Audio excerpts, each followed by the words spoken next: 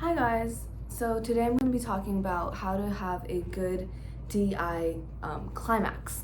So just to remind you guys, DI is dramatic interpretation. It's another form of interp, and it's where you take, I guess, a more serious topic or a monologue of sorts, and you present it in your own interpretation. So DIs, again, they tend to be very serious.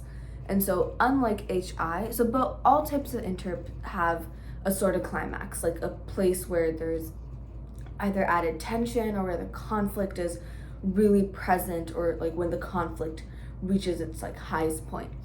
But it's especially important in DI because in DI, all that, like the intro and stuff, builds up for the climax. Whereas in HI, you have those like comedic elements that are just supposed to be funny and, like, I guess, chill, and then it leads to a conflict. In DI, your whole story kind of builds up to this climax.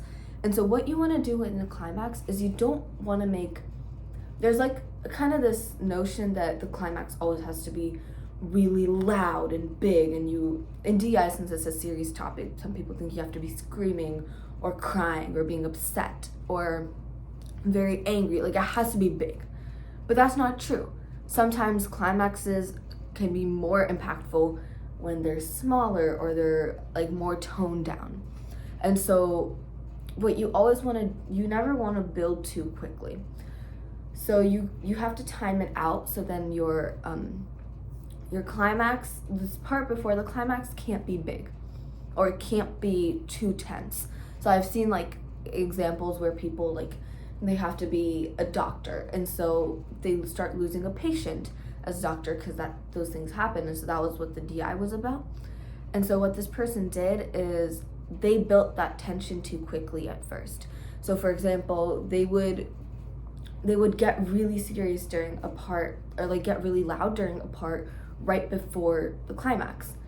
But that doesn't help because then your climax doesn't seem as big.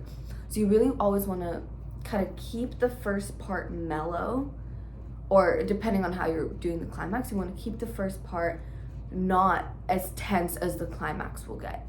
And then for the climax, you want to make sure that so if you're going for a bigger climax, like something that's more, I guess, like extravagant, more dramatic, what you want to do is you really want to just hammer down on that, like, I guess, crying and that, like, anger, whatever that emotion is. You really want to just let it all kind of rip there. So you need to make sure that either your voice can get louder, your facial expressions need to be more distorted. So like if you're crying, you really have to, like, just like your whole face, it might look a little ugly, but that's part of the acting, that's part of the emotion. So you want to make sure that your whole face is like really showing whatever emotion you need to.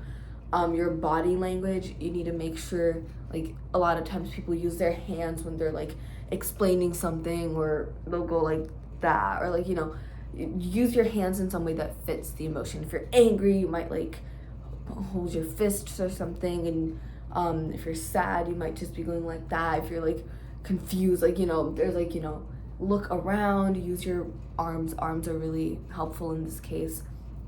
And then if you're trying to do like a more milder climax, like a more milder tense point, what a lot of people do is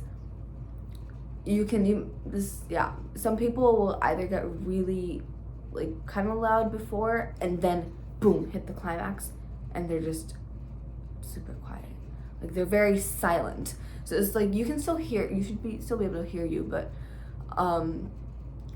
like the climax could be more like mellow. It's like, so then it really like it hits harder because now you're like less tense in a way.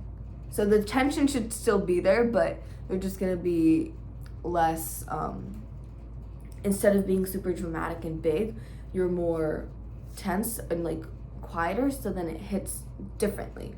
It hits like in a different way. So you just want to make sure that you need to find the climax that fits your story. Any emotion can work in both ways. So even if you're angry, you can still have like a mellow climax. Like it works both ways. But yeah, that's all I have for you guys today. My name is Saanvi and I'm director of Interp.